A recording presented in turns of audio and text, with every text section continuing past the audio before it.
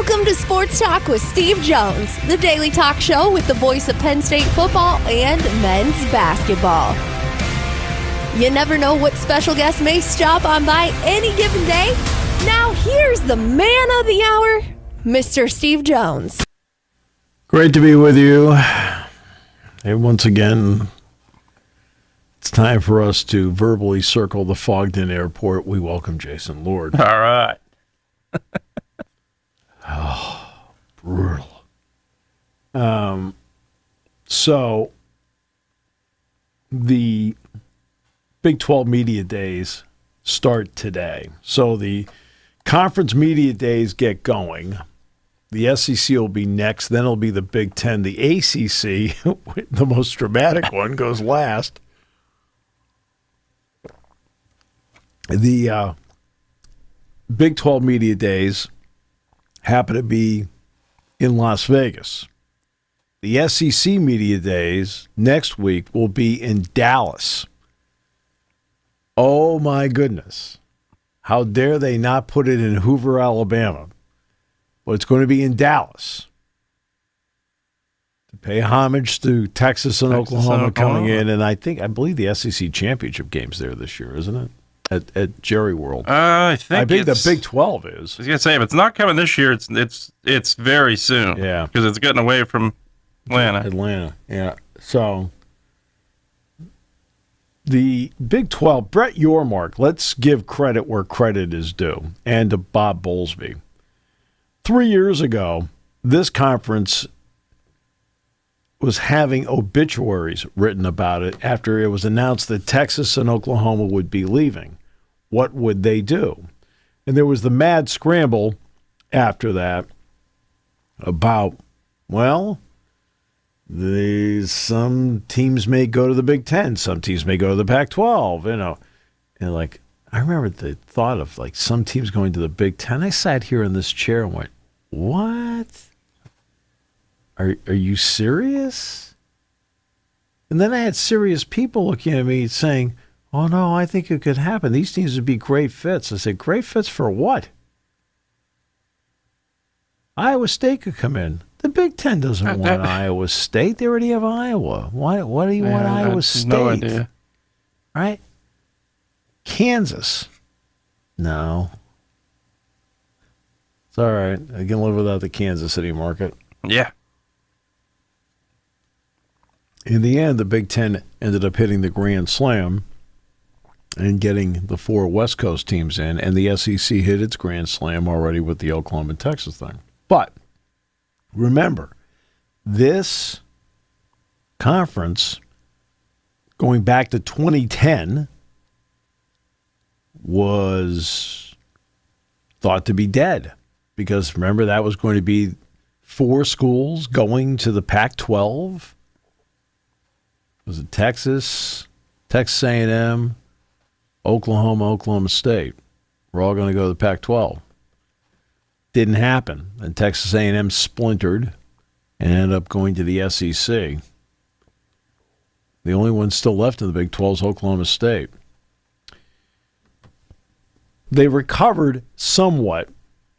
Houston, great in basketball. Cincinnati, UCF, BYU. Okay. Not really glamorous expansion. It ranks right up there with Maryland and Rutgers. Not glamorous expansion. Right. And again, I'm not ripping Maryland and Rutgers. It's just not a glamorous expansion. You're not USC and Oregon and by any means, or UCLA. Exactly. Forget Washington. Last I checked, they were in the national championship game. They were last year. Yes, they were. Do you watch the games?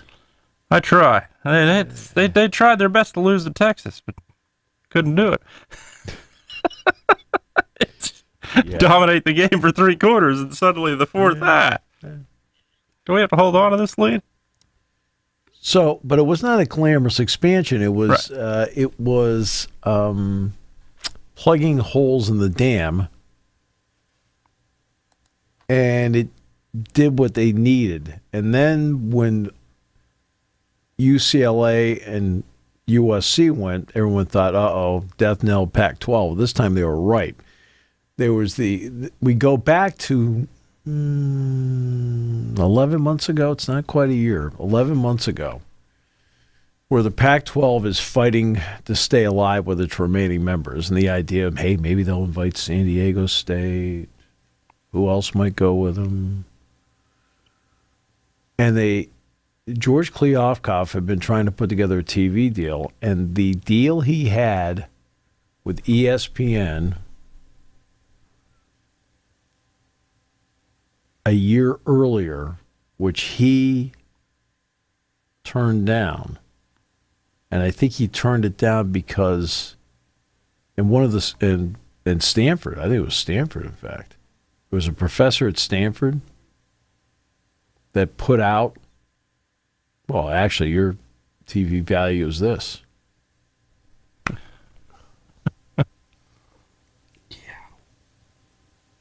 Okay. Have you ever, just for a couple yayas, worked in the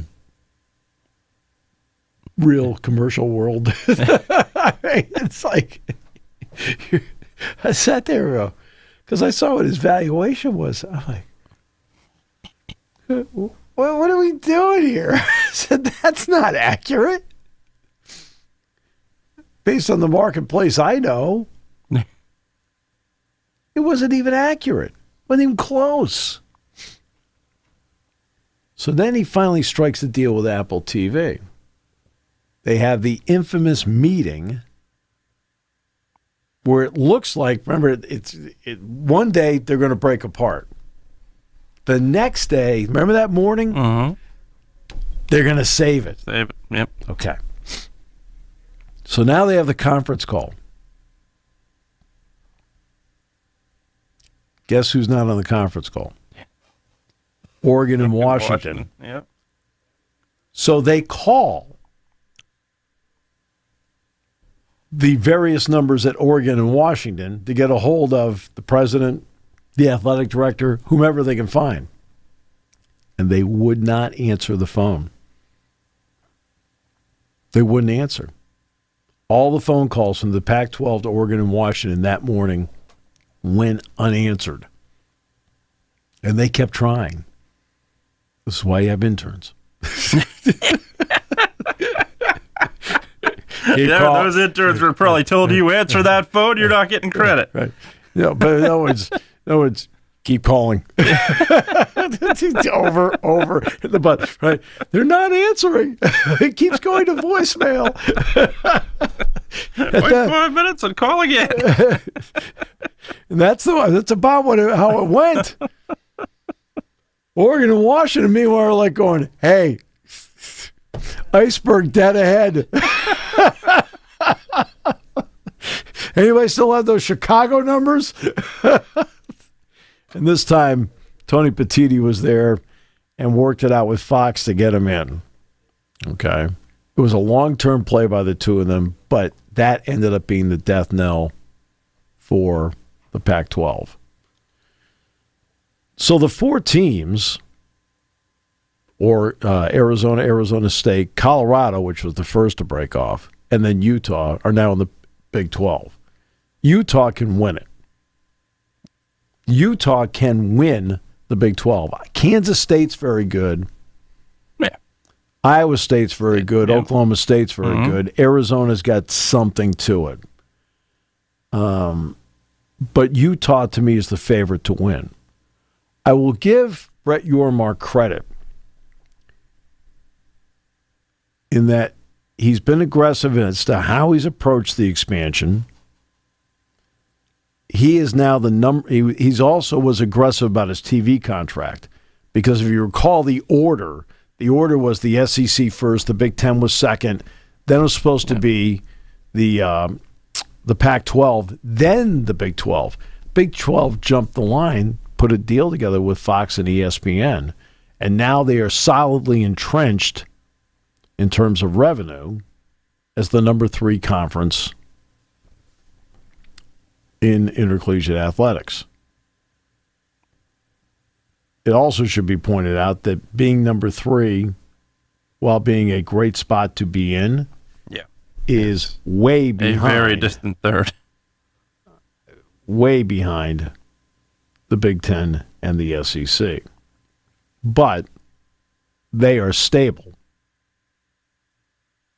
And 3 years ago, there was no way in heck you thought they'd be stable. And I give them credit. They not only stayed alive, they now have a TV contract that's a really good one with ESPN and Fox. They don't have their own network. And and they're having their media day today. The other element I give him credit for is that he sees the financial potential in basketball. Yormark has been very upfront about financial potential in basketball. And look, he's got a great product in the Big 12. Great product. With Kansas and Baylor, right? And they're going to bring in Arizona now. Arizona? Really? That's good basketball. Mm-hmm. Right? Arizona coming in. Colorado with Tab Boyle, very, very good. Probably not contending for the Big 12 title, but is contending for the NCAA tournament. So their basketball, and Kansas State's really good in basketball too. It's got Coleman Hawkins, as a matter of fact. Not quite, by the way, the number that they claim it is. No, it's a high number. But I think they said he got $2 million in NIL. Just so you know, from what I understand, that's not the number. That shouldn't be either. No, it's considerably less than that. But it Hawkins sounds is a good player, but we're not talking Naismith Award nominee. Okay. Hawkins is a very good passer. Mm-hmm. Hawkins is good at playing with his back to the basket. Yep. He's a good face-up shooter and can hit threes. Yep, I agree. Defensively, he can't guard you.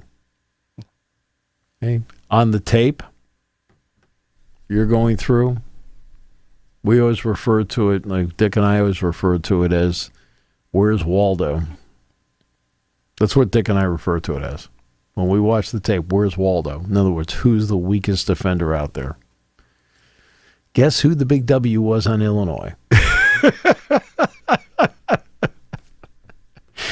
Coleman Hawkins. But I'm sure he'll be worth every dime to Kansas State, whatever the number actually. I actually have heard what the number is closer to, but it's all right. So they're sitting there in a good spot. He's been aggressive. He's a showman. Yormark is. And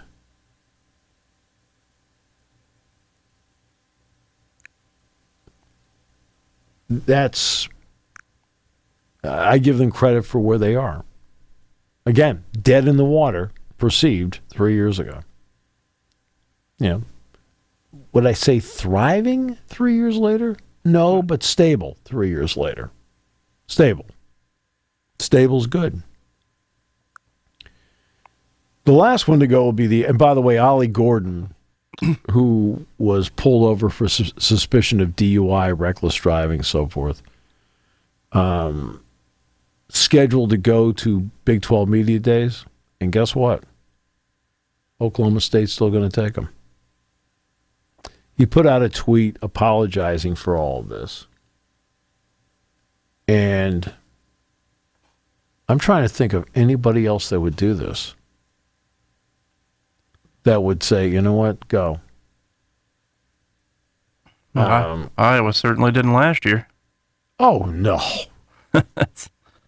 And that was a lesser, well, not a lesser in terms of on the field, but circumstances. Right, no. That did not go. No. But Ollie Gordon's going to go. And you know what? If you want to have the ability to put something behind you right away, you take care of it and you don't let it linger. Going up to it. Yeah, absolutely. Right? Yeah, he'll get up there. He'll get, who knows, 5, 6 questions about it. It'll be the same question asked 5 or 6 different ways. It's the same question. Okay. And then after that, he'll talk football, and then that'll be it. I don't think you'll have to deal with it again. No, I don't think so. If you address it, you take care of it, you deal with it, I think you're...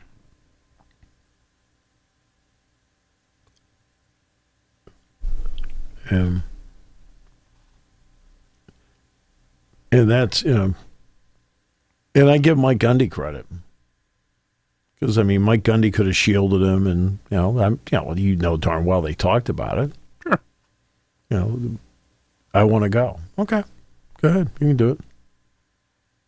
And you also have to remember, too, there's another element to this. Ollie Gordon is another guy getting getting his fair share of NIL at Oklahoma State. Essentially, you're getting money now. And because you're getting money now, you are like that line. Not really. I wouldn't say fully amateur. Okay, you're not an amateur. Mm-hmm.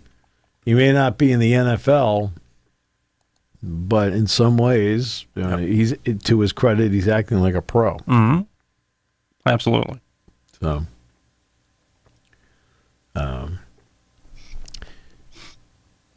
SEC Media Days will be next week. And, the attention's going to be on Texas and Oklahoma. And and look, all the games right away. I want to say Tennessee plays Oklahoma early. I think that's Oklahoma's SEC opener, right? Yep. Well,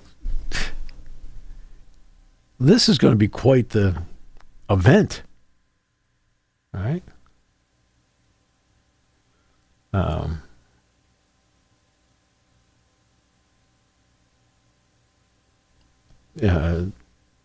When they play, it's going to be the same thing with every game Texas plays. When they played Alabama, it was a big deal, the home and away. That game for Alabama when they played at Texas, was it 2 years ago? Mm-hmm. Yeah, the noon game, yep. Was the first time Alabama had played a road game in non-conference in somebody else's stadium since 2011 when they played here. Yeah, they've only played 3. One was Duke, was the other one. That's it. Yeah. Yeah. Yep. It's an interesting conference. Yeah, they get credit for a lot of things that they don't actually do. Yeah, absolutely. I agree. And people get on Notre Dame. You're not in a conference. You shouldn't do this. You shouldn't. Their schedule, they do everything they can to put a challenging schedule together. To a point. To a point. And they play some games they shouldn't. But I think, when you play Georgia on the road, you play Clemson on the road, right. I think you can respect that. Look, the Notre Dame still plays Stanford every year. And in a lot of ways, they influence a lot of people about Stanford getting into the ACC.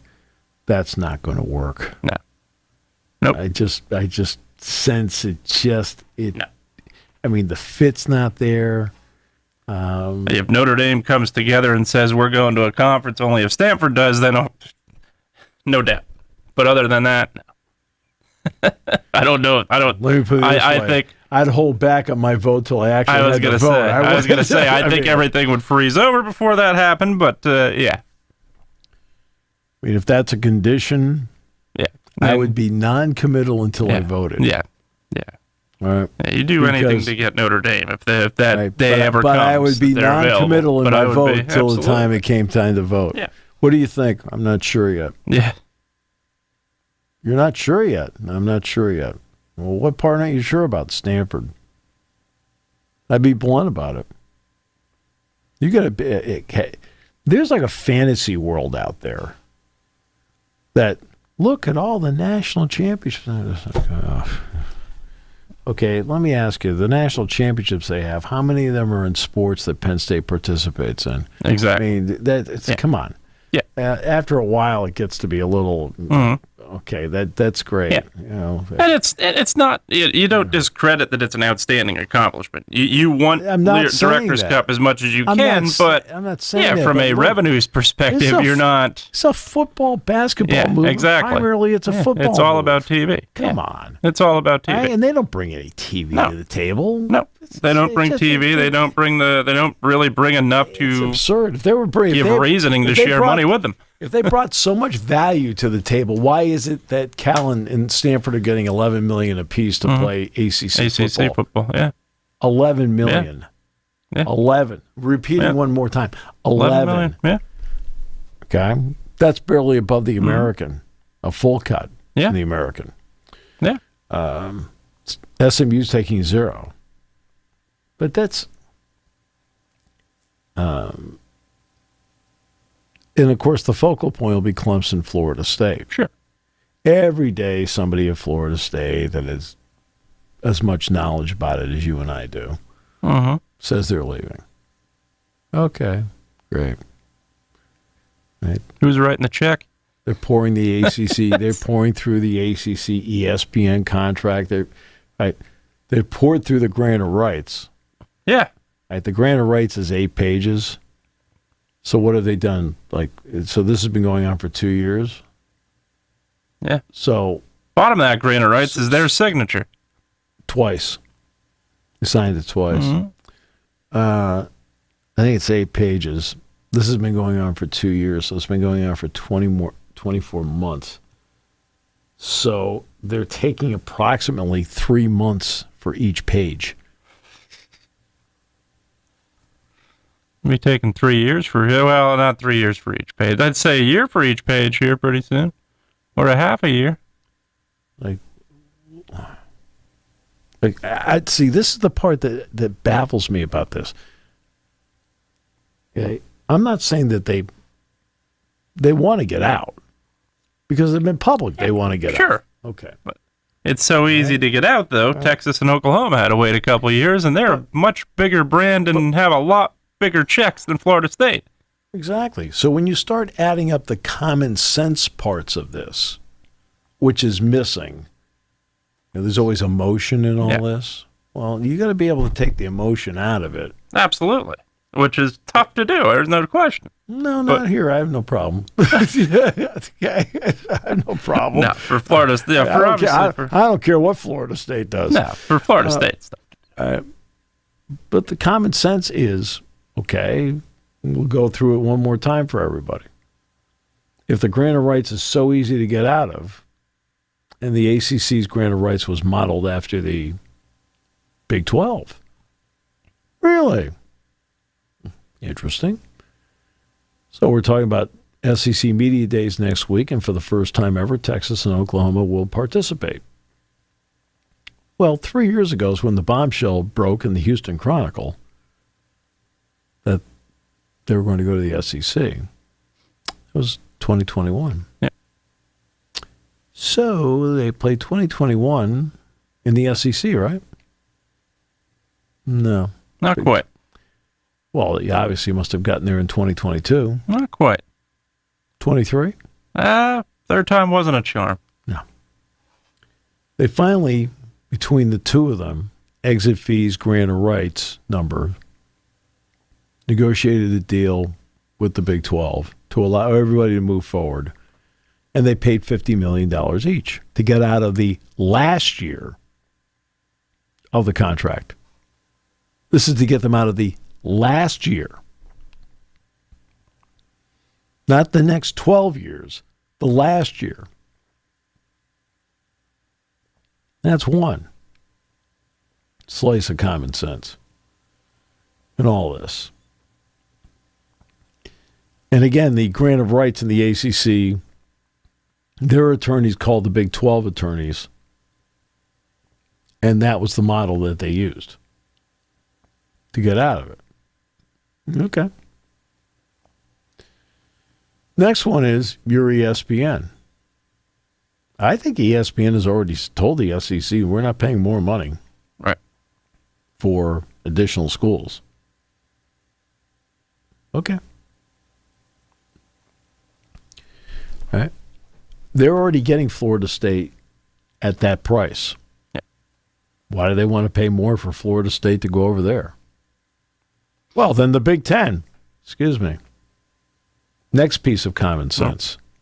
Okay, you have to have 2 and 2 equal 4 when you do this. Florida State, as a brand, is near the neighborhood of Oregon and Washington. All 3 of them are among the 18 schools that make up 50% of the TV ratings. We talk about the Magic 18. Penn State, by the way, of course, is one of them. 8 are in the SEC, 7 are in the Big Ten. Clemson and Florida State and Notre Dame are the other 3. Well, Oregon and Washington have to be there. And guess what? Are they getting a full share in the Big Ten? Because they've already negotiated the TV deal. The TV deal was already in place. Yeah. When Oregon and Washington were announced as coming into the league. They got half shares.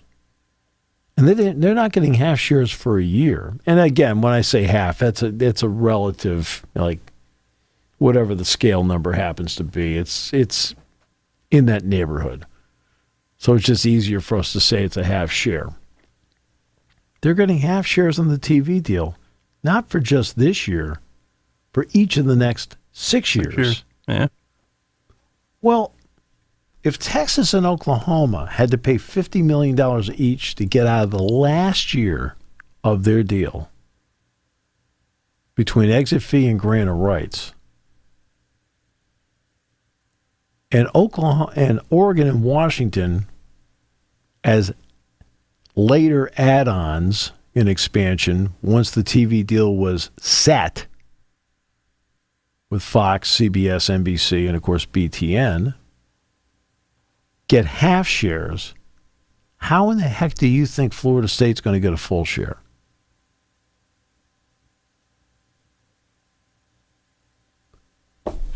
You cannot give them a full share unless you give full shares to Oregon and Washington. No. They're already in the conference. No, absolutely not. They're already in. They're already members in good stand. Well, I mean, August 2nd, technically, they're still part of the Pac-12 right now, technically, until the TV deal runs out August 1st. Yeah. But they're already members of the conference in good standing. You can't let somebody else in and give them more money than those two. You can't do it. Nope. You cannot do it unless you give them full shares. No. There's just a number of things where if you just sit down and connect all the dots, it doesn't mean Florida State can't get out of the ACC. Sure they can. Right? But I'll tell you right now, do you know what their football stadium looks like right now? Mm-hmm. Football stadium, guess what they're doing? They're doing what Penn State's going to do. They've got the seats down on the one side already underneath the press box. Yep. And Florida State got back on track essentially last year. Yeah, I think they've gotten much. Yeah, I agree. But guess what? Okay, the quarterback was a big reason why. Yeah, Travis isn't there now. Right? He's not there anymore. Mm-hmm. Okay. Yeah. Now they've got the kid. They got DJ, right? Yeah. Right. Uyunglele. Yep. Yeah. Something. Yep. And guess what? He's been good, not great. Right. At Clemson, Oregon State, good, not great. Yeah. Okay. Yep. Yeah, I think they've got a good coach. I think Norville's a good coach, but it's still they still have a lot to prove, and I still think it's hard to. They're further away than people think. I mean, I know they went undefeated last year. Yeah. They're going to slide back at least a couple games this year. Sure, I agree. And I mean, look, their entire season last year was 2 games. Yeah. They were able to beat LSU. Yeah. In Orlando. Huge. Okay. Yep. And they won at Clemson. Yep. So, all right. Yeah. But you're still, I still think off-field accreditation, AAU certification is something that is still going to be looked at too. I think that's another part of Florida State if they want to move somewhere, because hey, look, the conferences they're going to take you are going to have a demand for somebody else no matter what, and they're going to have a demand that is equal. It's not equal or lesser; it's equal or better. So I think you're looking at, to me, a spot there where Florida State's got a lot to do. Clemson too, but Florida State I think has a lot to do to get to a level of, number one, leaving the ACC, and number two, joining a conference, and an elite conference like the Big Ten or the SEC. Mm-hmm. They've still got a ways to go. I don't think there's any question about that.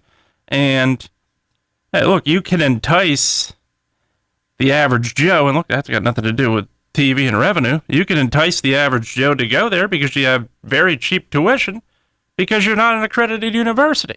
That's the big part of it, the certification. And I think that's there's no doubt that's going to be something that has to be addressed. And look, is it great for college football when the Florida teams are in the top 10 to 15? Absolutely. But I still think, I agree with you. I still think they're going to take a step back, number one, and I think they have a ways to go. I think all three of them have a ways to go. Yeah, no, but it'll be the big story at the end of the month. Yeah, absolutely. So let's go to so Florida State is sitting there, okay? And this Friday, between now and Friday, there's going to be another ruling in the Clemson ACC case. Okay. So we'll see how that goes. But then by August 15th, everybody in the ACC has to declare whether they're going to be a part of the next season, which will be 25-26. And that's the August 15 deadline again. It's not as if Clemson and Florida State don't bring value, and we can talk all we want about, hey, getting into the Florida market, the whole thing. All right, that's great. All right. Which is great. You can, but I also think there's plenty of alum that are in the Florida market right now that you're reaching. Oh, my goodness, yes. I don't think there's any doubt about that. Right, you're already reaching them with, Yeah. Boy, look, beyond Ohio State, Michigan, and so forth, I already know that after going down to Jacksonville and Daytona, there is a lot of Penn State fans down there. And they're not really, you don't really worry too much about Florida State. There are more Florida State fans down there, but there are a lot of Penn State fans, and there are a lot of Big Ten fans down there. So that's a big part of this, the alumni base. Now, do you get more viewers and work because it becomes a footprint state? Absolutely, yeah. With BTN, sure. Yeah. You get that, but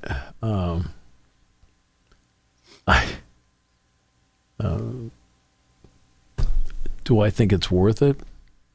No, because not at the moment. Let's go to the next semblance of common sense. Let's just keep going down the common sense trail. So when you've worked with 18 schools, how did it go? Oh, wait a minute. Yeah. Nobody's done it yet? Done it yet. Oh, okay. But you want to go to 20. Nobody's done 18, but you want to go to 20. Okay. Great. Terrific. Looking forward to it. You have to see how this goes first. Okay? You haven't had a season yet by anybody with 18, and you have not had schools separated by 3,000 miles. Rutgers and Washington. Yes, Washington's further west than Los Angeles. Right, Seattle is. So you've got two schools in your conference separated by 3,000 miles. And you have 18 schools. You have to see how this works first before you sit back and go, okay, you know what? We made this work. We can go to 20. Yeah. You have to see about that first. I mean, again, all these common sense things, okay? I'm just doing it on a factual bing, bing, bing basis here. There's no emotion here. None. Yeah. I don't care if they're in or out. That's right. The only guy I know there, right, retired. That's Gene Deckerhoff. Mm-hmm. He just decided to do the Tampa Bay Bucks. Right? And I've known Gene for, how long have I known Gene? I've known Gene for 36 years. Right? Like him. Get along great. Yeah. Still owes me a tour at Del Campbell because I gave him a tour at Beaver Stadium. Oh, yeah. No. He says, hey, can you do it? I said, Gene, of course. Gene's a great guy. Yep. Great guy. Mm-hmm. And he's going to stay with Tampa Bay at least this season. Yeah. I know he's coming back for this season. He did other sports at Florida State, too. Yeah. Well, he did when he came up here, it was for basketball. Mm-hmm. It wasn't for football, Yeah, he did obviously. baseball, too. Yeah. But he came up here for basketball because Penn State had a home and away with Florida State. Penn State played down at Leon County at the Civic Center in Tallahassee, and then they had a game here. It's when they had George McLeod was their best player. It's really good. But he's the only guy I know there, so there's no emotion on my part. No. If they're in, great. If they're not, I don't care. Right now. Yeah, I think If you're going to schedule them, I would schedule them sometime in January or February when it's very cold here. you better believe it. Get them in there as late as you can. Let's go down. Better believe it. Hey, road trip. Yeah, get them in as late as you can, no matter what the sport.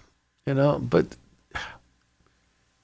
I think also you go back to, and again, accreditation to me is huge. So that's not being ignored. Neither one of those schools is an AAU school. No, and I think that's and huge. I know Florida State's trying to work its they're way working toward its way, it. but I think you got to get it. They're not there. But you go back to, if we're having this conversation 30 years ago, Florida State's demand is exponentially higher.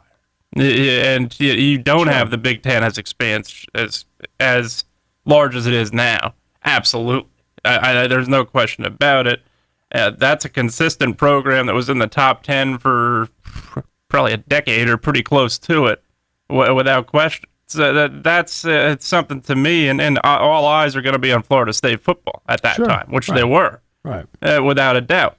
And I still go back to 1993, Florida State Notre Dame, deep in the game of the century. It lived up to it. It was phenomenal, unbelievable game in South Bend. But I think you look back on it, that if we're having that conversation then, I think you certainly make the push even further. Right now, I don't want to say they don't need them, but they just really don't necessarily have to get them at this moment. No. Look, the value of Florida State was greater when Bobby Bowden was there. No doubt. And I think that is because until this past season, was Florida State really a factor the last 5 or 6 years? No. No. And you can make the argument, well, they're competing for the ACC. Yeah, so is Clemson and Duke and Pitt and everybody else. That's not really a valid argument. Pitt might be in the bottom 5 this year. This year, they're down. They're going to struggle. Yeah. Wake Forest, same thing. Another school. Yeah. But UNC, obviously. Yeah, it's possible they'll struggle too. It's Florida State's. And I think that's Florida State's the favorite to win it. And that's the other part of it. You're talking about schools, ACC schools that have intrigue. 5 years down the road, North Carolina keeps their consistency and can get the education level up higher. I don't think there's any doubt they're another one that is in the conversation. Okay. Well, here's the bottom line. At minimum, in a 12-team playoff, I expect the SEC to get minimum 3. The Big Ten, minimum of 3. Yeah. I'm saying minimum. Mm-hmm. Minimum SEC 3. Yeah, probably. Minimum Big Ten 3. Right. Doesn't mean there can't be a fourth from each one, right? The ACC is going to get one. One. Yeah. The Big 12 probably is going to get one. Yeah. Yep. Okay. And then there's the at-large team, from the group of 5. So right there, what's that? That's 6, and it's 10. Yeah. So now how do you fill out the other 2 spots? Yep. And that's where the SEC and the Big Ten could get a fourth each. Yep. Or Notre Dame could take a spot. Notre Dame could take a spot. Yep. But that's the reality of it. Yeah. And I think that the 2 schools, well, let's go with the 4 schools, that qualify for the Big Ten and the SEC championship games, the 2 losers of that game should not be in any way penalized. Right. When it comes to the playoff. Because you agree. could go into that game and... Especially now. Okay, you're 10-2. Yeah. You're 10-2. Yep. You lose the game, you're 10-3. Mm-hmm. Well, you finished at worst. Yeah. Second in the Big Ten. in the Big Ten Yep. with a 9-game conference season. Yes. You should not be penalized at 10-3 about getting into the college football playoff. Right. Somebody should not jump you. No. Maybe jump you on a seed. I'm okay with that. Yeah. But you not get jumped on a seed, jump you out of but not jump you because you took the risk of being good enough to play in the 13th game, right? And it didn't work out. You finished no worse than second in the power conference. Agreed. So if you get to the SEC or the Big Ten championship game, you're not going. There's a good chance you're not going to go into that game 7-5. No, and it's not. Yeah, that's the biggest part of it. It's a lot different now than it was a year ago. You're not having that. First of all, you're not having divisions in the Big Ten. You're not having that West team that is competing on the final day of the season, going 8-4, 7-5, and sneaking into the Big Ten championship, beating an 8-4 team. You're not going to have. Well, I don't want to pick on them, but you're not going to have the Iowas, the Minnesotas, and Purdue's of the world. Iowa's going to have a solid year. I don't think they're going to be a lot better, no doubt. But you're not going to have those teams that are 6th overall record in the Big Ten sneaking into the championship anymore, is my point. You're going to have the 2 best teams in the Big Ten going at it. Right. So no doubt about it. Yeah, that team that loses that championship game should not be penalized for it. No. So that's where we are in college football. Now, divisions, you mentioned no divisions. Mm-hmm. Jason, other coaches are going to hate what I'm going to say here. No, I know where you're going, I think, with it. You're going to hate what I'm going to say. But I felt like this for a long time. Uh-huh. Outside of football and basketball, right? You need to go to divisions to cut costs. You need to go to divisions to cut costs. Yeah. You need to have an East-West setup in the SEC and the Big Ten, whatever, where you're playing everybody on that side. So that would be 8 schools. Mm-hmm. And then having a crossover. Mm-hmm. Like you want to get adventurous 2 crossovers. Yeah. And I think to cut costs, you need to do that. Because the expense of doing all of this is going to be astronomical. We're starting with, let's start with Alabama and Clemson. They both have 20 sports apiece. Clemson cut swimming and diving to get to 20, men's and women's programs. Texas has 17.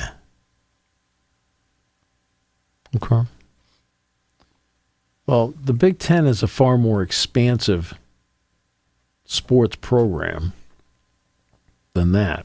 Now, not everybody plays lacrosse. Not everybody plays, ice hockey. Mm-hmm. Right? But there are other sports where Yeah, and you don't worry about the wrestling part of it because the West Coast teams have none of the four have wrestling. So nothing in wrestling's changing at all. So this doesn't apply to them either. But there are other sports, softball, baseball, right? Start going through the list, right? Even women's volleyball. Where I think you've got to look at an East-West deal with the number of home and aways and then crossovers that you have because of cost. Now volleyball's like that's a gray area. So it looks like they've got that worked out. But I think all these other sports you got to sit down. I think you have to look at, and the coaches will hate it because it makes it seem like you're not a full citizen. Right. But this is under the category of the cost of doing business. And that I always have known the reason why no divisions were set up for the other sports, because the coaches of those sports have been vocal and vehemently against it. All right. And I understand where they're coming from. But let's be realistic here. That's why, we've talked a lot about Dartmouth basketball. Right? There is no realism there. None. Right. It's the land of fantasy. Right? They voted 13-2 to unionize. They should have. Guess what? Nobody watches Dartmouth basketball. They average 684 fans a game. And they have the unmitigated gall to word salad and tell them they're a revenue-producing sport. No, they're not lying. They told them. Yeah, but that's word salad. Okay? That's word salad. Awful. Yeah, it's bad. Yeah. If I'm the Labor Relations Board, I'm saying, hey, by the way, so you're a revenue-producing sport. What are your expenses? Yeah, exactly. Yeah, you owe $50 million. You have a job. You're generating revenue. Right. It's in other words, like you and I buy a ticket to a Dartmouth game at Lead Arena. Right? Well, let's go, you and I are high rollers, so we'll spend the high end at $12 a piece. That's right. Which is the high ticket That's price. Literally. 12. Yeah. Right. Yeah, and they still don't draw 1,000 people. Right. But we go over, we've paid $24 between us. Mm-hmm. Has Dartmouth basketball produced revenue from us? Sure. Yeah. Right. But it's word salad. Mm-hmm. They lose millions. Yeah. Right? Their expenses are here. Their revenue is here. Okay? It's just the way it is. It's a fact of life. Right? But they argue we produce revenue. And you've got an idiot that believes them. I mean, really, seriously, you have to be an idiot. Literally. Yeah. Because all it is verbal garbage. Yeah. Again, 684 people a game pay their way in to see Dartmouth play basketball. Okay, they all paid. I didn't say 6,840. I said 684 per game. Does this person ask about expenses?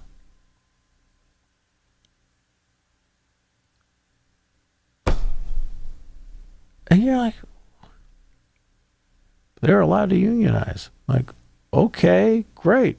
You went 6-26. Yeah. All 15 of you are fired.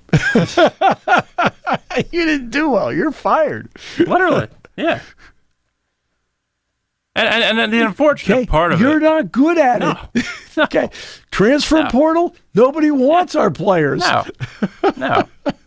And that's it's true.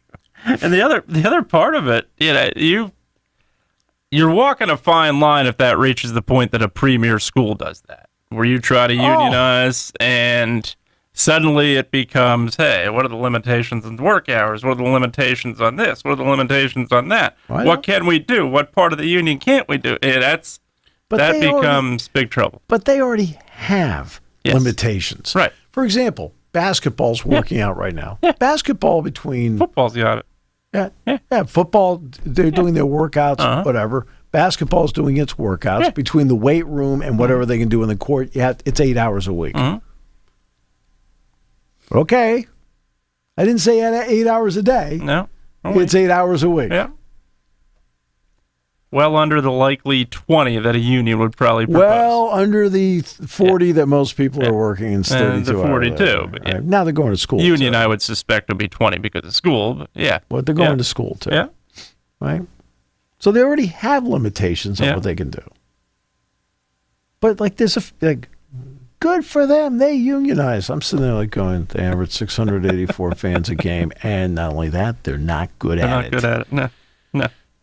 No. Union can only back you so much when you're not good at your performance. When your performance is failing. They're the equivalent in basketball of longshoremen leaving stuff on the docks. We didn't get to it. We didn't do it today. We're gonna load the cargo ship, but no. We just didn't feel like doing it. That's Dartmouth basketball. Longshoremen leaving stuff in the dock. No, I don't know. Just didn't feel it would fit. Okay. All right. Who has the most strikeouts in his first 10 career appearances since 1901? Paul Skeens. Yeah. Well-deserved all-star spot, I would agree. I'd start him. I would, too. I mean, that's a big picture part of it. This is not in any way, shape, or form a diss to Tyler Glasnow, former Spike. Yeah. Former Pirate. Right. Former Spike. Yeah. Okay. It's not a diss in any way, shape, or form to Zach Wheeler, who's tremendous. Who's been unbelievable. But you have to ask yourself, what is best for the game? And I don't mean the All-Star game. Right. I mean the sport. Yeah. And it's best to get eyes on the sport. To put him out there in the first inning against Aaron Judge. Yeah. Because Aaron Judge will be up in the lineup. I mean, Aaron Judge ain't going to be hitting the seventh. No. Nope. Right? You're going to draw eyeballs. Yeah, absolutely. Right? And that's what the sport needs. Big time. The sport needs eyeballs. Big time. Because right now it's just floating along. Yeah. Right? And you have a delusional commissioner who thinks they're doing awesome. Like, you aren't doing awesome. No, you're not reaching anywhere. Now your rule changes were spot on. Yes. Right? I don't agree with the three batter or reliever. Yeah. That part I don't agree with. I've been against that since day one. That to me is a forced usage thing. I don't like that. Yeah. But the shifts, the throws over to first base, the pitch clock. Yeah. Great. I mean, you could not have been more spot on with what you've done. Agreed. Okay, so again, I'm trying to be fair here, but everything else you're doing right now, your marketing stinks. Not good. All right? No. Starting with what you did with the minor leagues. You had free marketing in 42 other markets, and you blew them off. Chose to get rid of them. Yeah. Right? You think like people are like more excited about your product now that you're taking it out of there? Nope. No. Nope. Did you think about that when you did it? No. No, and you don't think about, we're in a world now where minor league for a lot of fans is the affordable entertainment. That's right. Without question. That's where I think you totally ignore it. How do I get 18 to 34 year olds interested? Yeah. I get mom and dad to take them to a game when they're 9, 10, and 11. Absolutely.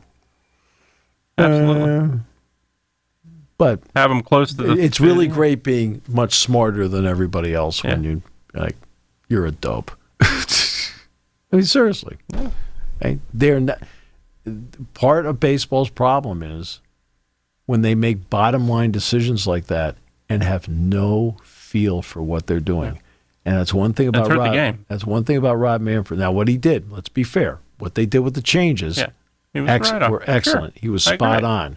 But the other parts of this, he does not have a good feel for the game or the job. No, he's relied a lot I give credit to a lot of the teams. I think a lot of the teams have done a great job in attracting fans with a lot of promotions. Not only obviously the giveaways, but the other part of it, all the month of April, $65 gets you into every game.